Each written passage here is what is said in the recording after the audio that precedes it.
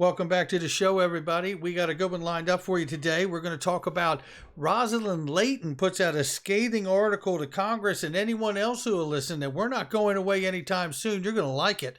We have an end-of-year roundout update from Ron Hammond, formerly of Ripple, talking about Congress and what's ahead, and R3, and so much more. Let's roll that beautiful intro.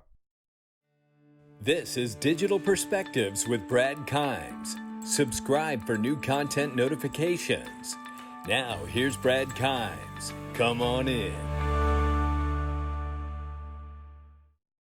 Welcome back to the show, everybody. $2.232 trillion market cap for crypto right now. We're off a little more than 1%, or a little less than 1%, 0.18, I should say. There we have it. Bitcoin, $47,600 plus. We see Ethereum, $3,700 plus. Solana, $174 and change. Cardano is $1.36. XRP is 84 cents. Let's take a look at the range of price right now. We're looking at 0.8065 on the bottom and 0.8578 on the top. Take a look at this. We told you about Evergrande could be China's Lehman Brothers moment. It says some bond holders have yet to be paid as the stocks continue to slide. I'm showing you this as a reminder that the world's global economy is connected together, and we don't yet know how systemic this could be going outside of China as well. Now let's take a look at this article here. Coming back to crypto, North Korea has stolen over $1.7 billion in crypto through hacks from exchanges around the world. The stolen funds have reportedly been used to fund its nuclear program and the development of ballistic missiles. Not good. Not good, ladies and gentlemen. What I would say there is that I actually have a meeting with a Ledger rep, and as I'm learning is that there is some real functionality brought to Ledger Nano where you have Ledger Live hooked to your account. You can actually trade with inside of Ledger. I may be moving the majority of what I hold on platforms to Ledger because of that. So I will keep you posted on that. Remember, there is a link for Ledger Nano in the description and comment section. Take a look at this. Cardano to launch DeFi loan service in Africa next year to foster crypto adoption for over 1 billion people on the continent. Shout out to Charles Hoskinson there. And shout out to Africa, because you know there's so much trouble happening here in the United States. Coinbase can't launch a lending program, and then there's all this picking and winners and losers with the SEC. Lack of clarity here in the United States. They're pressing on in Africa, and I love seeing it. Right here on December 30th, the official account of the presidency of the Mexican government announced that the Banco de Mexico has shared its intention to issue digital currencies in around 2 years. Now, this to me is exciting because you all know, if you've been following my channel for any length of time, that this is a big deal because it's all about the on and off ramps, whether it's a public-private relationship to stable coins or whether it's an actual CBDC that retail customers and citizens like you and me around the world can use. It's about tracking all of our moves. Not that I'm a fan of it, but in order to get the regulation and everything in place and have this market really flourish, I believe this is what is going to happen, and we'll continue to see it take place around the world. Visa's partnered with more than 60 crypto platforms to date, including giants such as FTX, BlockFi, Crypto.com, Coinbase, and Binance. Take that.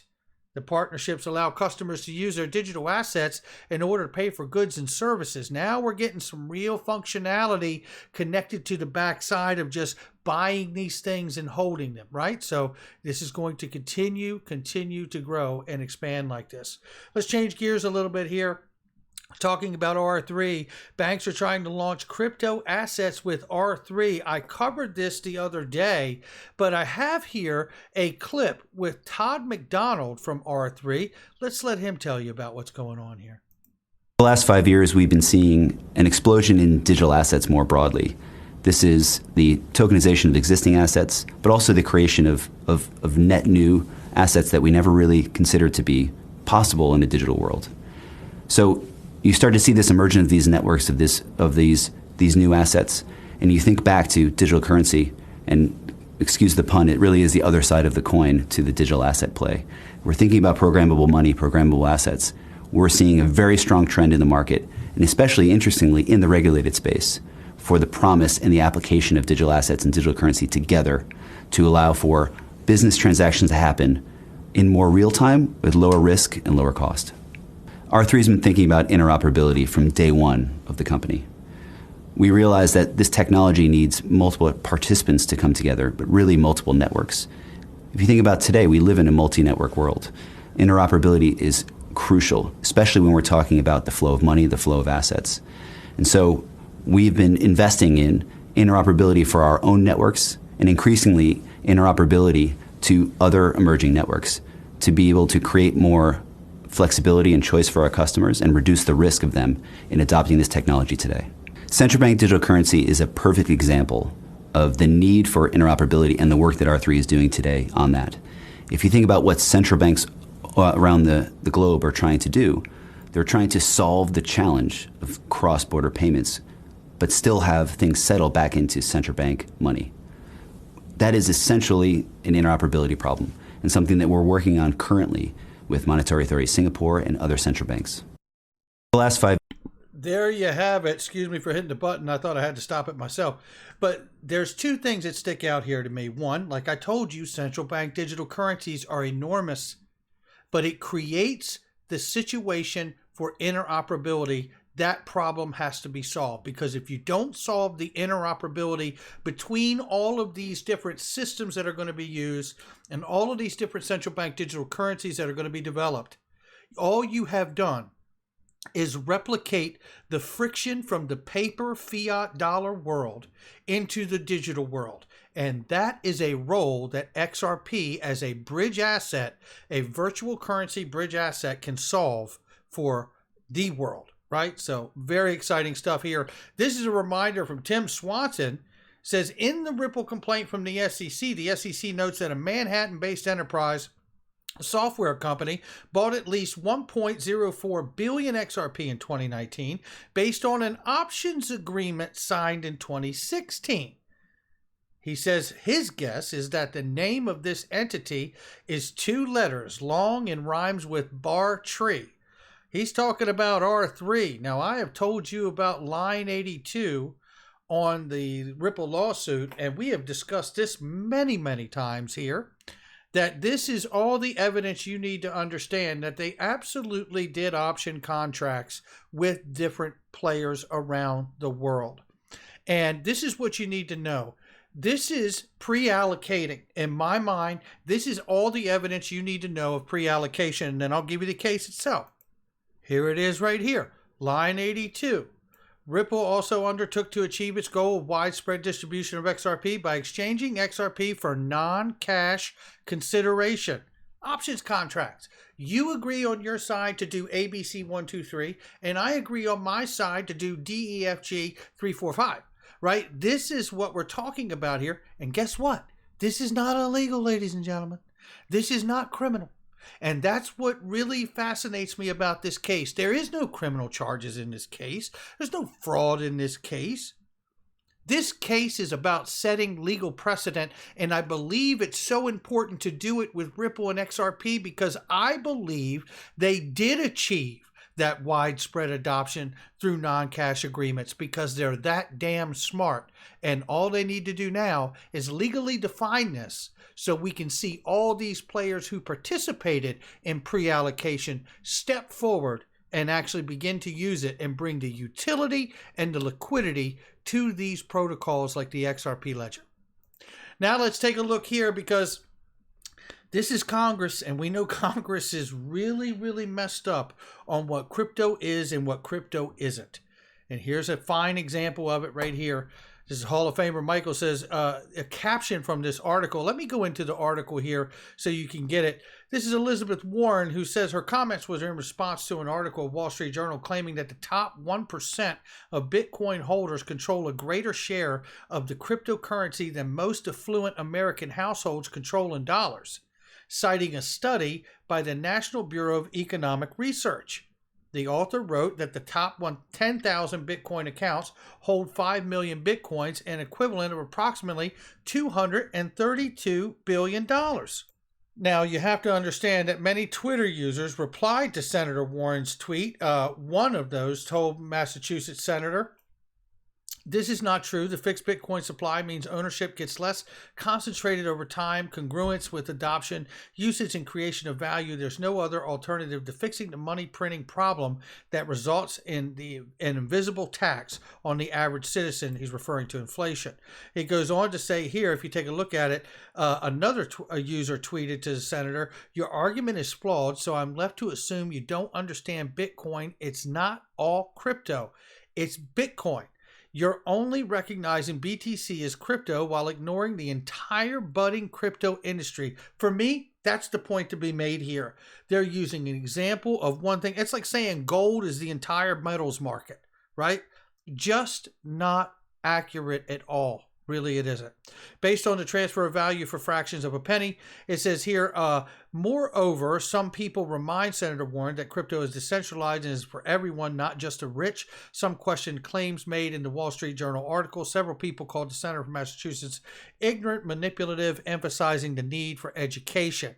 And to add to that, we have Ron Hammond, who has really been a leader up on Capitol Hill and providing a lot of that education and understanding what these technologies are and how they can benefit and how we can get a regulatory framework and legislation that won't stifle the innovation that awaits us.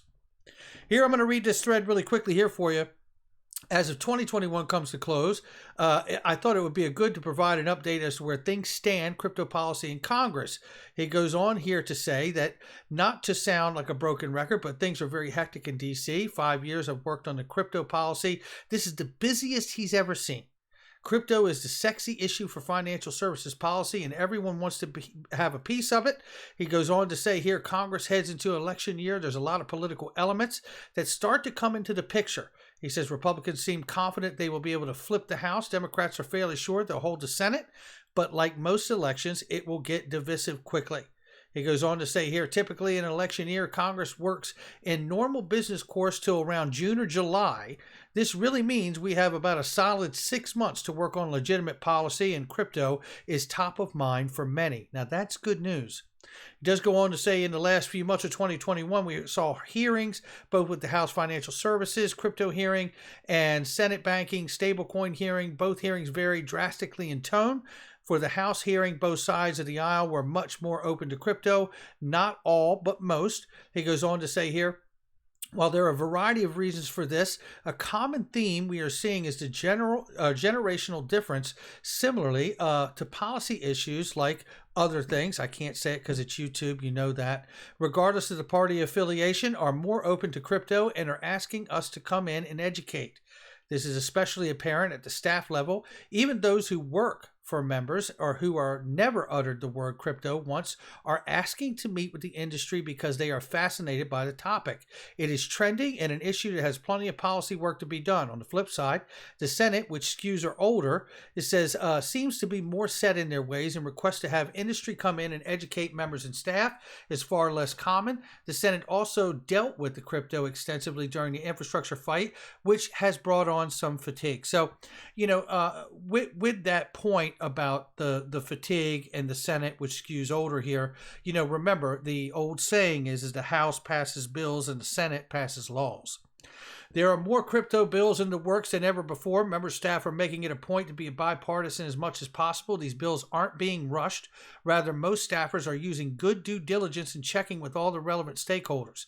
However, there's a growing trend among members not on the relevant committees hastily introducing partisan crypto bills solely for the social media attention.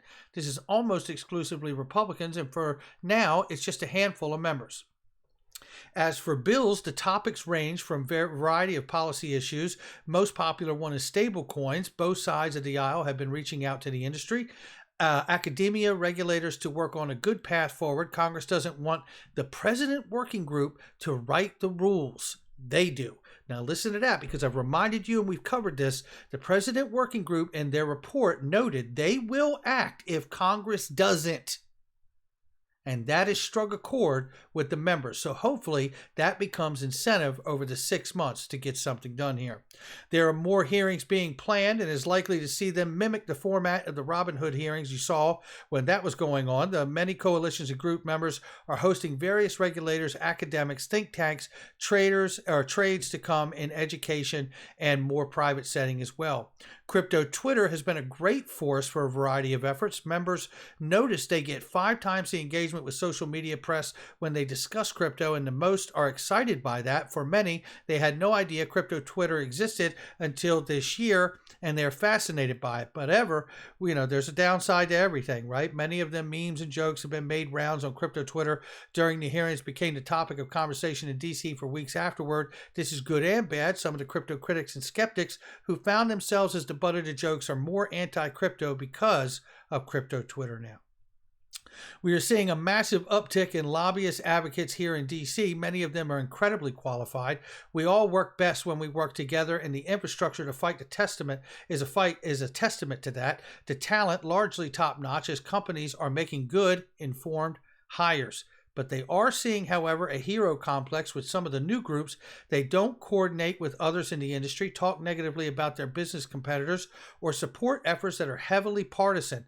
This is a growing problem. Remember, rising tides lift all boats. He goes on to finish and say, to end, the tent of crypto supporters, both Republicans and Democrats, is larger than ever before.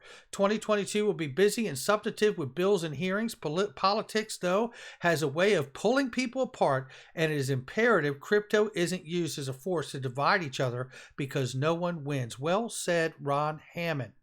But I do want to go on to remark here, don't forget, while all of this takes place over the next 6 months to try to get some kind of legislation through, whether it be just on stable coins or on crypto altogether, remember, the President's Working Group, which is the U.S. Treasury leading that front, will come in and do something if they need to. This is Rosalind Layton from Forbes, and I tell you what, if there's somebody out here who knows exactly what the score is on crypto and ETHgate and the SEC versus Ripple, it's Rosalind Layton. We're grateful for you. We really are grateful for you. She lays down this article here, and I mean to tell you, she lays it down. The year in review, crypto is here.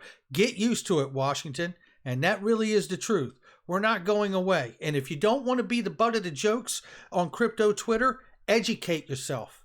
Stop embarrassing yourself and educate yourself. That's the key to how to do this, right? So I'm going to get down here where she cites RIPs in the SEC strategy. The SEC's case against Ripple just marked its 1-year anniversary. It continues to evolve like the cryptocurrency trial of the century, likely becoming the defining case since the 1946 decision on Howey. The ruling upon which Gensler and Warren hanged their ambition, Howey defined what constituted a security in the 20th century, decades before the internet. Blockchain decentralized ledgers were conceived, given Congress lagged to update Securities Exchange Act for the digital age. Parties will seek it in court. She goes on to say here that blundering lawsuit against Ripple essentially argues the agency is inbound by due process or fair notice and can provide blizzard of arbitrary and capricious guidance to crypto companies and still sue them, not understanding what was illegal. Further, it argues that Howey's decision gives the agency the power to declare the crypto token itself to be a security, not simply the way in which it was packaged and sold to others. Indeed, many holders of the XRP digital asset knew nothing of the company Ripple, yet the SEC alleges they were the common enterprise. Goes on to remark here, the heart of defense is that the SEC caused $15 billion in harm to bewildered XRP holders, XRP digital asset with its capricious behavior. Gensler inherited the Ripple case from public administration, but his policies demonstrate even more zeal from an SEC drunk on power and fervent belief that Ripple and its top executives should have known to register XRP as a security 8 years ago. Well said, Rosalind.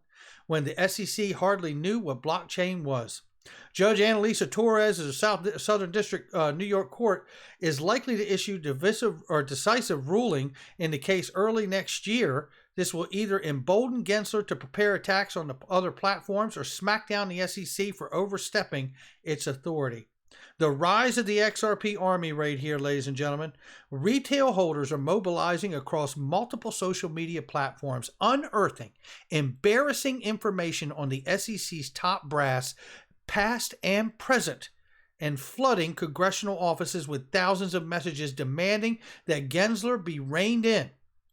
Their effort led a government watchdog to sue the SEC and investigate possible conflict of interest by the SEC officials in the Ripple case. Over 60,000 retail holders of XRP have been admitted as friends of the court against the SEC, the agency that is supposed to protect them. Dozens of crypto influencers with their own media platforms have collective audiences that rival cable news networks, and they are starting to talk about the midterm elections. The Republicans need not exert themselves much to get the crypto vote so long as Gensler and the Democrats continue to self-destruct. If 2021 was the year that crypto showed its economic promise, 2022 will be the year when crypto holders show their legal and political might. Just like those who said a decade ago Bitcoin would never be worth anything, many will be eating their words in regret that their war on crypto would be a cakewalk. And with that being said, I do want to show you this right here. What about XRP and its price? We got another price target set here for 2022. And in the short side, we could see, let's see, $5, I believe they said in this article. But they even said in 2022 and can rise as high as $34 in the scenario where it wins the SEC case. Not financial advice from me or anyone else. But I tell you what, even when it feels like we're never going to stop fighting and this fight's never going to end, I believe we may be winning. Make sure you hit the like and subscribe. Leave a comment below, ladies and gentlemen. Check out I Trust Capital, the best crypto IRA on the planet, bar none. And right now, there is no more monthly fees if you open an account. And if you fund your account, you'll get $100 worth of Bitcoin. I'll catch you on the next one.